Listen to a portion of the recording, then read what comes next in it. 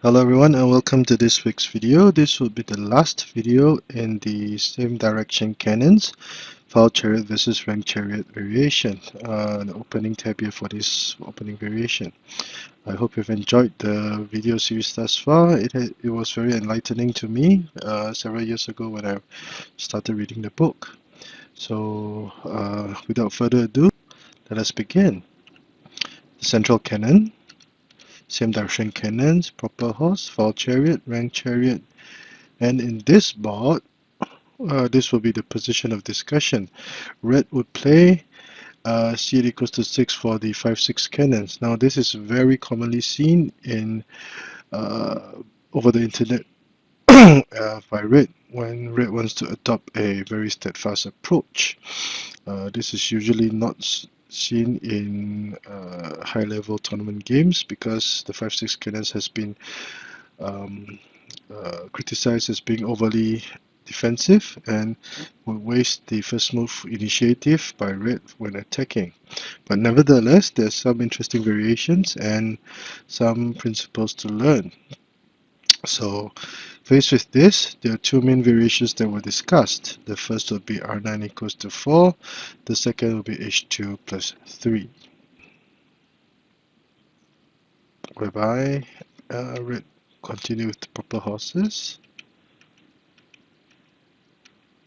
Now, sorry, let me retract. P1 plus 1 will be for black to play H1 plus 2.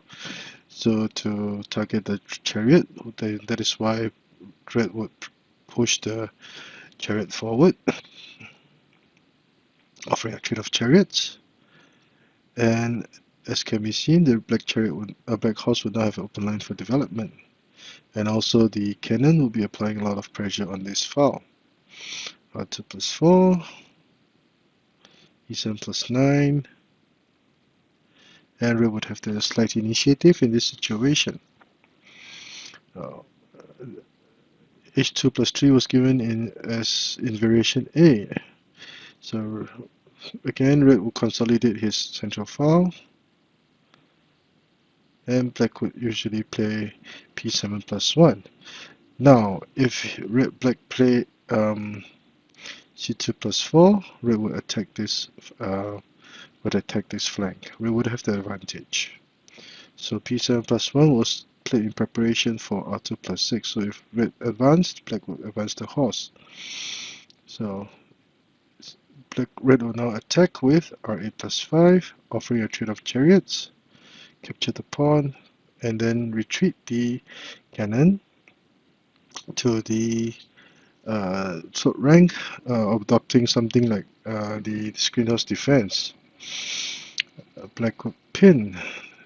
Red would pin the black cannon, E5 plus 7, E3 minus 1, preparing to run away, P3 plus 1, trade of pawns, and black would now be prepared to capture the chariot because the chariots will be linked.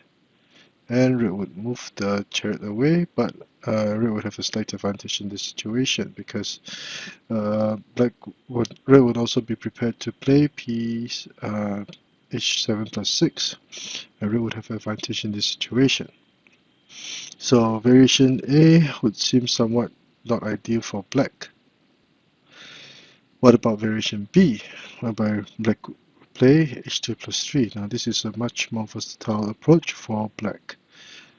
Red will continue with H8 plus 7. Both colors will develop their chariots. And because the chariot had not moved, there is some protection for this horse. Black would now play C2 plus 4.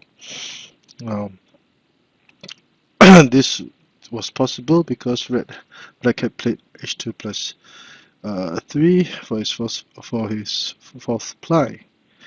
And now, as mentioned earlier, because red had played the 5-6 cannons, the chariot would be behind in development, and black would now be able to form a blockade before the red chariot could move.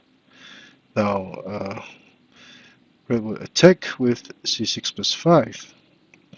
Now he tries to fight for the initiative. Now what would happen if A4 plus 5 were played? Black will play P7 plus 1, R2 plus 4. If P7 plus 1 were played, black will apply tons of pressure on this flank. So R2 plus 4, R9 plus 2 to double down, P3 plus 1, and black's material is well coordinated. The pressure applied on this flank is tremendous, and black can be very optimistic of the situation. The reason for red's very under a lot of pressure, being under a lot of pressure, is because he moved c equals to 6 and a4 plus 5 for defense, using up 2 moves very early on in the game. So now, how would black deal with the issue of the black horse? He would play r9 equals to 7. Now this is a very nice move with many implications. c2 equals to 5 is not advocated at this point because instead of capturing, red would trade material, check, and red would have the advantage earlier on, trading 2 pieces for one of black's trading his chariot for 2 of black's pieces, thereby nullifying red's attack. And with the chariot over here, if the elephant moved, black would lose the horse. So this horse is also ready to go, and red would have the advantage. That is why c2 equals to 5 would be brash and not recommended. With c9, with r9 equals to 7, there will be many things that black can do. Let's say red continue r2 plus 6, retreat, threaten, protect, forcing the chariot away. So the red chariot will now have wasted 1 move. p1 plus 1, a4 plus 5, p3 plus 1. Black takes the opportunity to push both pawns forward. r2 equals to 4. Now, one thing we will have to discuss will be what would happen if red captured the central pawn. Red would simply play a4 plus 5, and black would not have to worry about, let's say, black would not have to worry about this move because he could simply trade material. And red's position will become even worse. So that is why c5 plus 4 is not advocated, even though the pale corner cannon had blocked the horse. And after this, red would play c7 equals to 1, preparing to attack from the central file. Black can be very satisfied with this outcome, and this would be a very playable game for black. So let us view this board from the eyes of black. Central cannon, same direction cannons, file versus rank, chariots, and the 5-6 cannons, which is the position of discussion. Variation A, r9 equals to 4, and after a slow-paced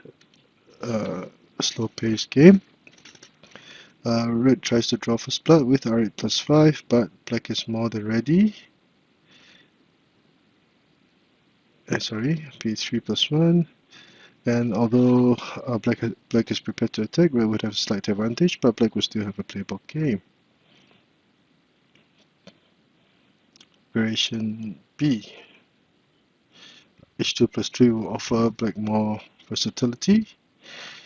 r8 plus 6, r1 equals to 2, and a blockade is formed, which is something that black would want.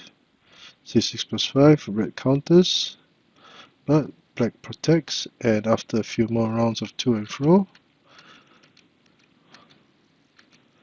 black can be satisfied with this outcome and be prepared to go.